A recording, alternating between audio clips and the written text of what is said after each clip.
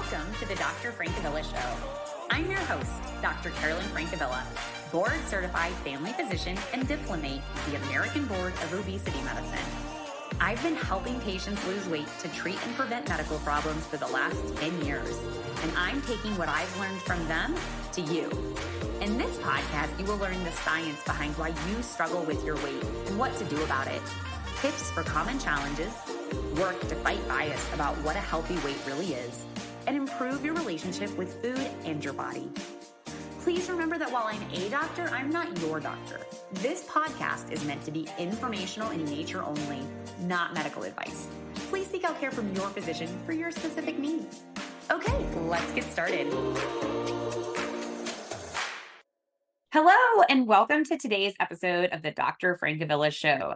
Today, we are going to be talking about supplements, and I have a great guest with me today. Dr. Sejal Desai is a physician who's board certified in family medicine and is a diplomat of the American Board of Obesity Medicine, and she practices in Houston, Texas. She's been in practice for more than 20 years, specifically working with patients who struggle with the disease of obesity since 2013. She's the founder and medical director of the Tula Medical Weight Loss and Wellness, a comprehensive evidence-based approach to weight loss and maintenance. She also serves as a board member on HOPE, which is the Houston Obesity Partnership for Excellence, and is a gold panel speaker to educate healthcare providers about rare genetic disorders of obesity. She is a member of the Obesity Medicine Association's membership committee and volunteers her time in her community educating other physicians about the disease of obesity. So thank you so much for joining us here today. Can you tell us a little bit about how you got interested in the field of obesity medicine, and then maybe also how you got into this, discussion on supplements? Yeah, sure. So my background is family medicine. I've been a family medicine physician for over 20 years, but I'd always been interested in preventative medicine. Like, it didn't make sense to me that we were treating such sick patients and totally ignoring all the preventative measures that could have helped them years ago, right? So about 10 years ago, I was kind of in between practices, doing some locums, trying to figure out where I wanted to go next. And I found out about a weight loss clinic that was just looking for doctors to do physicals. I started there and this huge light bulb went off. Like, wow, these patients are amazing. They were losing weight. They were feeling so much better. I kind of felt like this is my calling. This makes sense to me. I found out more because I knew that what I was doing there wasn't enough, that there was definitely more that could help these patients. And so I found out that there was a whole specialty of obesity medicine. I went in and got board certified and, quickly learned how to really treat obesity properly, utilizing, lifestyle, medications if needed, kind of the whole gamut of it. And so I opened up my first obesity medicine practice in 2017, but I was doing both obesity medicine and primary care at the same time, and slowly realized really it's obesity medicine that's my passion. That's really where I want to focus my time, is helping patients get healthy. And so I opened up my own practice last year, Tula Medical Weight Loss and Wellness, and I really just help patients transform their lives. And it's been so fulfilling and just wonderful, happy medicine. So, I love it. I love it. I feel like we hear that same story so often where a physician comes on and they're like, I had this light bulb, right? Like, what if we treated all the underlying stuff? And, I think we're like the happiest group of doctors because we really see that we are changing lives and people feel so much better. So love hearing your story about that. So I have you on today to talk about supplements. How did you get interested in supplements for patients who are helping that you're helping lose weight? Yeah, really mostly just from my patients, because I always ask patients, like when they come in, we ask them, what medications are you taking if it's a new patient? But for me, I always like to dig a little bit deeper and find out not just prescription medications, but what over-the-counter, medications are you taking? And patients had huge lists of their supplements, right? And a lot of times they didn't even know what they were on, why they were on it. It was like some neighbor or somebody told them they should take it. They read it somewhere. They were spending a lot of money on this. And which is not surprising. This is like a $50 billion industry in the US. So over the years, I've just started taking deeper dives into this to really find out, what is the evidence behind it? How can I really help my patients choose wisely? So it's just been a passion of mine. Yeah, I love what you said about asking why the patient is on that because I get that list and I find I learn so much when I ask someone why they're on the medication because sometimes, I discover a problem that they had that I can really help with too, right? I'm like, what? You know what actually might work better for that? Or sometimes it makes sense. I'm like, oh, that's a perfectly reasonable reason to take, say, magnesium. And if you have a benefit from it, then great, like continue taking it. So I think that's for our listeners. Like, if you've been taking something for a while, might be time to ask yourself, am I getting a benefit from this supplement? And like, why am I on it? Right? Like, sometimes people get in the habit of taking things and it's like, is there a purpose that it's serving? Does your body still need it? And did it actually change the thing you were hoping for it to change? Because sometimes we're on supplements for years and years and we haven't gotten the benefit that we were told we might get. Sometimes we get the benefit, right? So like probiotics are one that are popular for my patients. And a lot of times I will recommend trying a probiotic, but I'll tell my patients if you're not seeing our goal benefit in maybe 2 or 3 months, then maybe we need to try another one or, stop spending money on something that's not giving you a benefit. Exactly. Well, let's start off talking about multivitamins, which are probably the most common supplement that anyone is on. And some people truly do need to be on a multivitamin. Can we talk about like who should be on a multivitamin? What's the role of a daily multivitamin? Sure. So, a few things when we think about what, multivitamins to take. First of all, I want to stress that for most people, we can get the majority of our vitamins and minerals through nutrient dense foods, right? That should be our first go-to. Whole grains, fruits and vegetables, lean proteins, all the things that we, counsel our patients on. And so that should be first and foremost. And secondly, we want to make sure and look at these as medications. So I called them medications earlier because they really are medications. Taking a fiber supplement is different than eating broccoli and beans, right? So this is a manufactured product, right? That's intended to supplement one's diet. It is not a substitute. And so, as with all medications, I think that the decision has to be individualized to our patient. So even if we're looking at something like a multivitamin, we want to see, are they vegan or vegetarian, right? They might have different needs. What medications are they currently on? They may be on certain medications like PPIs, metformin, statins. Some of these medications can decrease the absorption of some of these vitamins and minerals. So we want to take that into consideration. We want to see if they maybe have some chronic medical conditions like celiac, Crohn's, ulcerative colitis. Is it a man? Is it a postmenopausal or a menstruating female, right? They all have different needs. And then we have that population that you and I share of patients who have had bariatric surgery, right? So those patients can certainly not absorb a lot of the vitamins and minerals. So we really want to be targeted as far as what we're recommending. There's no, as with most things in our field, there's no one size fits all type of answer to this. So I think it really does have to be individualized. And, how do you know what to take? That really has to be guided by your provider, by your primary care doctor, your specialist. They should really help you guide the treatment as to what you really need for your Right. body.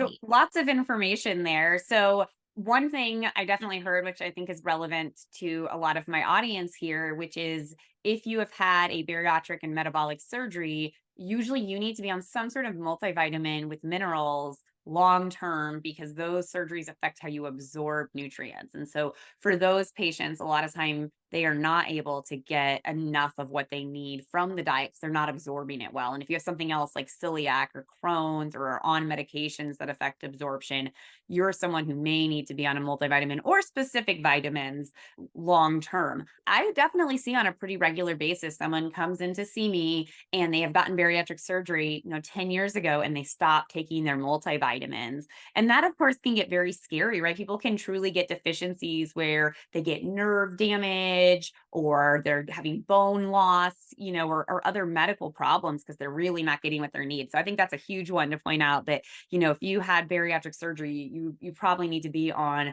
something long term and you need to get your levels checked on a regular basis, usually at least once a year. Yeah.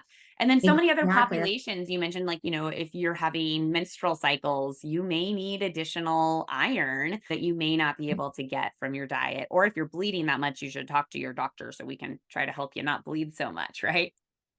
Yep. And then, I think pregnant patients who ideally are not losing weight, but maybe working on weight maintenance, folic acid, we know they need to take. We usually just recommend a prenatal vitamin, which just has extra folic acid in it for pregnant patients. And so I think that's a good one. I always like to say, like, yes, that's like a standard. We know those people do need to take a multivitamin.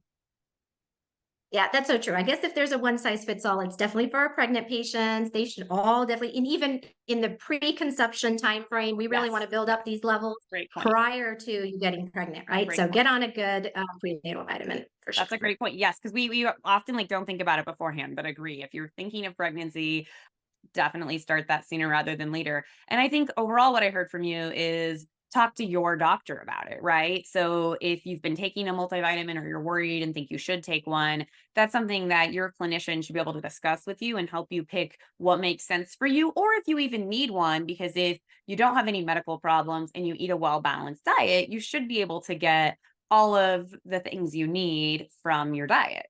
Absolutely. One other population, I guess I'm thinking of too, is kind of like bariatric surgery. Sometimes a lot of people do really aggressive diets, like meal replacement programs with protein shakes, which are supplements in and of themselves, right? And if you do a commercially available one, meaning one that is designed for weight loss, the programs that are out there like Activia or oh my gosh, why can't I think of the one that like is at the store that everyone gets? But one of the ones that's designed for weight loss, then those are supplemented with vitamin and minerals. But if you're really cutting calories and you're just having a lot of like protein shakes, those may not be supplemented with the vitamins and minerals you need. So if you're doing a really low calorie diet, you may not always be able to get enough in the calories you're eating if you've really cut down how much you're eating. Yeah, so true. So medical meal replacements, usually purchased from a doctor's office, those types of meal replacements usually do have all the vitamins and minerals. A lot of times the over-the-counter shakes that we're just getting, those are just like snacks. They're not a full meal, right? So you really shouldn't be substituting a whole meal or at least multiple meals with just over-the-counter shakes. But a medical meal replacement it's totally different. And I'm a big fan of them as well because they can really help patients lose weight more effectively Yeah. because they contain a good amount of protein, low carbs usually, and lots of vitamins and minerals. They're literally everything you need. So yeah, that's like a whole category of supplements, right? Or the meal Yeah. replacements, the protein shakes, and they're not all created equal. So that may also be something you need to discuss with your physician or a dietitian to make sure the protein product that you're having is makes sense for your goal. I'll see people come in on muscle milk all the time and I'm like, no, no, no. Muscle milk is if you're trying to lose weight, that is not the one you want, right? If you're trying to bulk up from the gym, okay, that may be what you want, but that is not the right, supplement if you are trying to lose weight, right? So making sure that you're on the right thing for your goal. What are your thoughts on, now with our new, more powerful medications like Wegovy and Zepbound, where people often eat a pretty small amount of food today and have to be really intentional about getting a balanced diet? I don't think there's any guidelines right now for those patients to take specific vitamins or a multivitamin, but it is something I've been thinking about some. Who should we recommend to be taking some additional supplements when they're on these really powerful meds and have really cut down the amount of food they're eating a day? Do you have any thoughts on that? So that's such a good point, right? And it's such an interesting scenario that we're all facing now with all these new medications that have come out that we are seeing such large amounts of weight loss and some of them rapid weight loss. So, again, I think we really do need to be individualized with our treatment. But the most important thing is making sure that we're managing these medications properly for our patients. Because if a patient is really having a lot of, feeling really full and not able to eat their proper meals, I will a lot of times cut back on the dosage, even if I'm on that, we're going up on some of these every month. But if they're not getting all their adequate nutrition, then I want to cut back on the dose a little bit, maybe try again later to increase it because really do want to make sure that they're getting all their nutrition from food. I'd rather not give a pill. We really want our patients to develop long-term healthy habits, right? At the end of the day. So I think managing those medications is important. Maybe in the future, as more medications come out, there may be more recommendations that come out. As of right now, there's nothing that says we should put them on anything particular, just because they're on these medications. And I think you made a great point that ideally you are working with someone who can help tailor your nutrition and tailor the medication dosing, right? If your appetite is so suppressed that you're really not eating all day, you're only eating one small meal a day, then that is not ideal, right? And so a lot of people are getting a medication prescribed and it's just like set it and forget it from whoever's prescribing it. And when you work with an obesity expert or someone who's knowledgeable about the medications, we're checking in on a regular basis and we're asking you, what are you eating? And we're trying to help you optimize that relationship between the food and the medication because, they work together, right? Yeah, absolutely. And for some of those patients, this is where a medical meal replacement can be a Yeah. fantastic, addition because they're not feeling as hungry. And so, having a bar or shake for a meal can be wonderful. And they're getting all their vitamins and minerals and doing it in a healthy way. Perfect. I love it. Yeah, that's a great point. And I definitely have my patients utilize meal replacements while they're on a medication because if you're not that hungry for breakfast or lunch, anyways, great. Just have your protein shake or protein bar. And then, you've got what you need and you can move on with your day without a lot of fuss. Yeah, exactly. So, one of the most common questions I always get from my patients is about supplements for weight loss. They always want to know if there's something more natural or something that's a supplement. And over the years, there's been different ones, green tea extract, berberine. There was a whole thing about barley recently, how barley is like almost as good as Wegovy, which was kind of funny to me. But, in your experience, are there any supplements that help with weight loss, even a little bit, or that you recommend or that people should be aware of one way or the other? So that's a fantastic question because in this $50 billion industry, about $2 billion of it is spent on weight loss dietary supplements, right? That patients are just taking. And it's one of the top reasons that patients are actually looking for supplements is for weight loss. So I think it's important to, heed the warning of the US government. The US Government Accountability Office concluded that little is known about whether weight loss supplements are effective, but some supplements have been associated with the potential of physical harm. So I think we have to be really cautious about, what we're taking and how we're doing this. There's very limited scientific evidence to support the use of supplements for weight loss. Most studies that were done actually weren't even done in humans. They were done in either animals or just like in a laboratory, or they're short, very short studies, or they're just poor quality studies. So the data is lacking, right?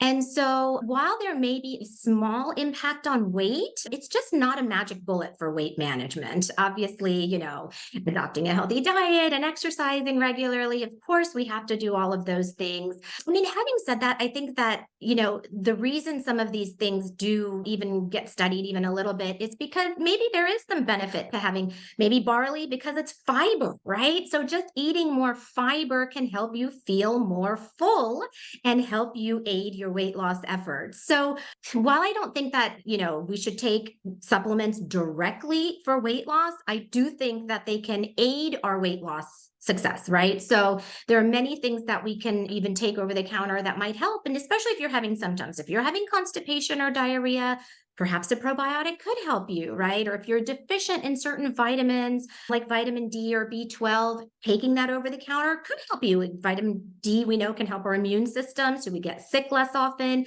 which means we can stick to our healthy eating habits better, right? So indirectly, I think there are a lot of things that can help, but just the weight loss supplements, usually they're marketed as they have all this like wonderful things. Like they're saying things like, you don't need to eat healthy, just take this pill, right? Or it's going to speed up your metabolism.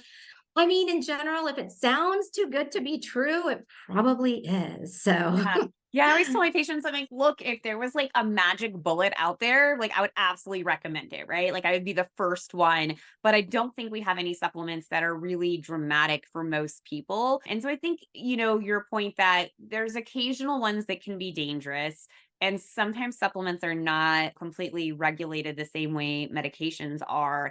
And it's really important to maybe just have that open line of communication with your healthcare providers of what you're on, what your goal is from that, and then seeing if you're having that improvement in symptoms, right? You mentioned some of the gut symptoms and probiotics. Like if it's making you feel better, great. Like that, keep taking it, right? It makes a ton of sense. Or like apple cider vinegar in different ways is popular with my patients. Great. Like that's probably not harmful. And if you're seeing a benefit from it, great. Like why wouldn't you continue that? And so a lot of times I end up in a place with my patients, as long as it's not a dangerous supplement or something that's going to interact with their medications, where I'm like, well, let's give it a try. Try it for 3 months, see how you feel. And if you get a benefit from it, great, continue it.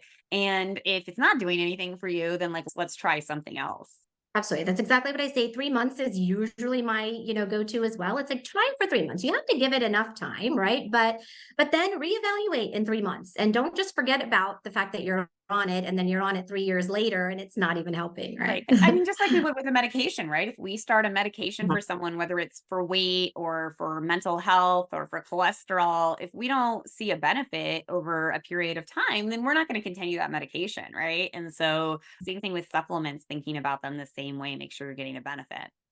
Are there any Yeah. supplements that you do find yourself recommending on a fairly often basis? So for me, you mentioned vitamin D. Whenever I check vitamin D levels, I have never seen someone who is not on a supplement who has an adequate vitamin D level. Almost everyone in my patient population in Denver is deficient in vitamin D. And so that's when I feel really comfortable. If someone's like, should I take vitamin D? I'm like, yep, we can check your level and you can take it, or you can probably just safely take it. So that's when I know I recommend pretty frequently. I don't know what your thoughts on vitamin D are, or what other ones you find yourself more often recommending. So, I mean, in general, if it's a good quality supplement, I do think vitamin D, I do think a lot of people are deficient. I totally agree with you. It is definitely it's one of the levels we can actually check in the blood. So I usually do check it, just to make sure, because some of these, supplements can also have a toxicity if you're taking too much, right? So it's easy to check. I usually will check it, especially if they're vegetarian or vegan.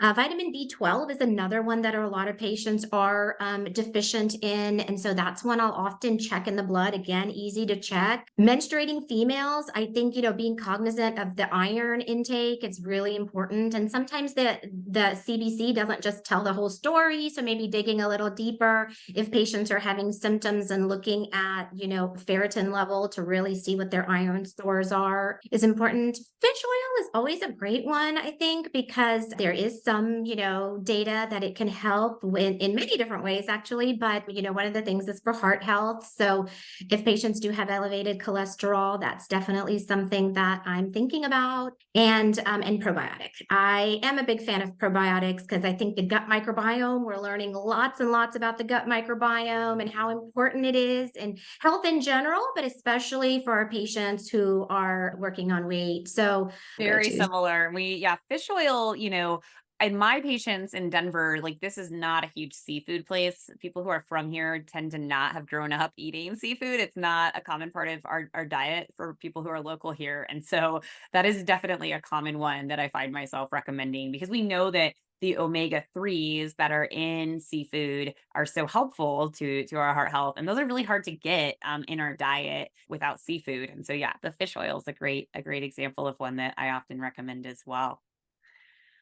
If someone is picking a supplement to take, whether it's vitamin D, B12, fish oil, probiotic, apple cider vinegar, whatever thing they want to supplement their diet with, how do they pick a good one, a good quality one, a safe one? Yeah, this is the $1 million question. I think this is so important to know because what a lot of us don't realize is that although the FDA regulates supplements, it doesn't really follow up on that, or they're not really checking for effectiveness, safety, or quality of the supplements or ingredients. They leave that up to the individual companies that are making these.